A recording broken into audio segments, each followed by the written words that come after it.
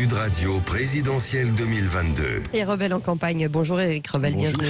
Bonjour Patrick. Bonjour Éric, alors avant de partir en vacances, prenons un peu de recul par rapport à l'affaire McKinsey, les cabinets de conseil. Il y a cette utilisation massive au cabinet conseil par les entreprises et les États, et ça remonte à des décennies en France et ailleurs. Alors dans quel but d'ailleurs? Oui, alors vous connaissiez bien sûr le régime de la démocratie. Il faut s'habituer vraiment à celui de la consultocratie. C'est le recours au cabinet conseil privé par les entreprises, c'est sûr, par les États. Tout ça a débuté en fait, quand vous regardez bien, dans les années 50-60. Elle a accompagné en réalité cette consultocratie, le développement de la mondialisation et de tous ses travers. Les cabinets conseils ont accompagné le développement du capitalisme à travers le monde, poussant aux désindustrialisations, aux réformes des administrations.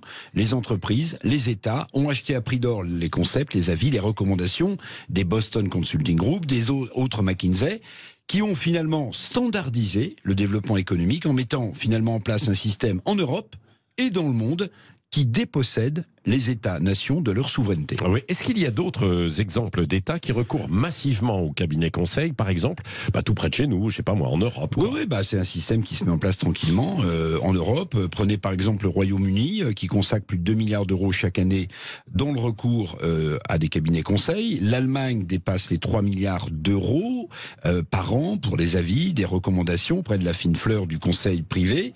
La France, on le rappelle, a dépensé 1 milliard d'euros en 2021, c'est-à-dire le triple de ce qu'elle avait dépensé en 2020.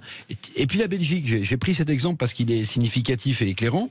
La Belgique a consacré plus de 10 millions d'euros pour assister les autorités belges de la santé dans la seule gestion de la crise sanitaire. Évidemment, dans ces cas-là, c'est vrai aussi en France, on doit s'interroger, dans ce cas précis de la Covid-19, sur les conseils que délivraient ces cabinets et leur lien aussi avec des grands laboratoires pharmaceutiques. Oui, c'est vrai, parce que l'affaire McKinsey devient un sujet qui s'invite alors de plein pied dans la campagne à 10 jours du premier tour. Oui, Françoise, Elisabeth... Avant-hier, l'a dit, l'affaire McKinsey monte en pression dans la campagne électorale.